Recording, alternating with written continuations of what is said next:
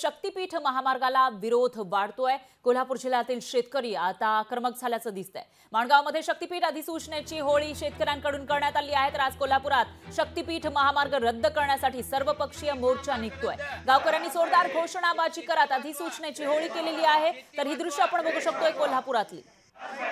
शक्तीपीठ महामार्ग रद्द आणि याविषयी अधिक माहितीसाठी आपले प्रतिनिधी सतेज चावंदकर हे थेट कोल्हापूरमधून आपल्यासोबत जोडले गेले आहेत। सतेज, काय सांगाल? शक्तीपीठ कोल्हापुरातून जातोय, मात्र कोल्हापूरवासियांचा याला विरोध होतोय। शेतकऱ्यांनी तर याच्या आदेशाची होळी केली आहे, काय म्हणणं आहे त्यांचं?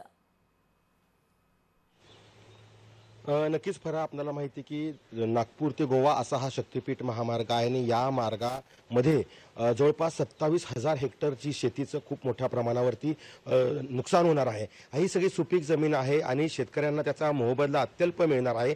त्यामुळे हे सगळे शेतकरी आहेत ते आक्रमक झालेले पाहायला मिळत आहेत। खरं तर कोल्हापूर जिल्ह्यातली जमीन संपादित करा यासाठी अधिसूचना आहे ती निघालेली आहे आणि अशी अधिसूचना निघाली असताना देखील हा मोर्चा आहे तो खूप मोठ्या प्रमाणावरती आज निघणार आहे। साधारणतः 11 वाजता ऐतिहासिक दसरा चौकातून या मोर्चाला सुरुवात होणार आहे आणि हा सर्वपक्षीय मोर्चा आहे। शक्तीपीठ महामार्ग रद्द झालाच पाहिजे असा हा विचार घेऊन हा मोर्चा आहे तो 11 वाजता निघतोय।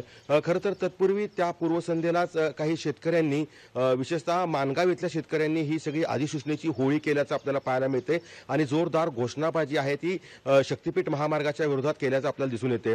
खरं तर हा मार्ग आहे तो नागपूर ते गोवा आहे आणि याला पर्यायी अनेक मार्ग आहेत, मात्र या मार्गाचा अट्टहास का केला जातोय? कोल्हापूर जिल्ह्याचा जर विचार करायचा झाला तर कोल्हापूर जिल्ह्यातली कागल आणि भुदरगड तालुक्यातली खूप मोठी जमीन आहे, ती शेतकऱ्यांची जाते। त्यामुळं अगदी मोठ्या संख्येने हे सगळे शेतकरी आज या ठिकाणी आपला जे आक्रोश आहे, यलगार आहे तो पुकारण्यासाठी आज कोल्हापुरात दाखल होत आहेत। साधारणतः 11च्या सुमारास हे सगळे शेतकरी कोल्हापुरात येतील आणि ऐतिहासिक दसरा चौकातून हा मोर्चा निघून हा मोर्चा आहे तो जिल्हाधिकारी कार्यालयावरती पोहोचणार आहे। खूप मोठं नियोजन आहे ते केलेलं आहे, कारण गेले 2 महिने या मोर्चामध्ये खरं तर सहभागी व्हावं, जनजागृती व्हावी यासाठी महाविकास आघाडी असेल, इंडिया आघाडी असेल आणि आत्ताचे काही महायुतीचे काही नेते आहेत, त्यांनी देखील या ठिकाणी सुतोवाच जे आहे ते केलेलं आहे आणि मोठ्या प्रमाणावरती प्रचार आणि प्रसार या ठिकाणी केलेला आहे।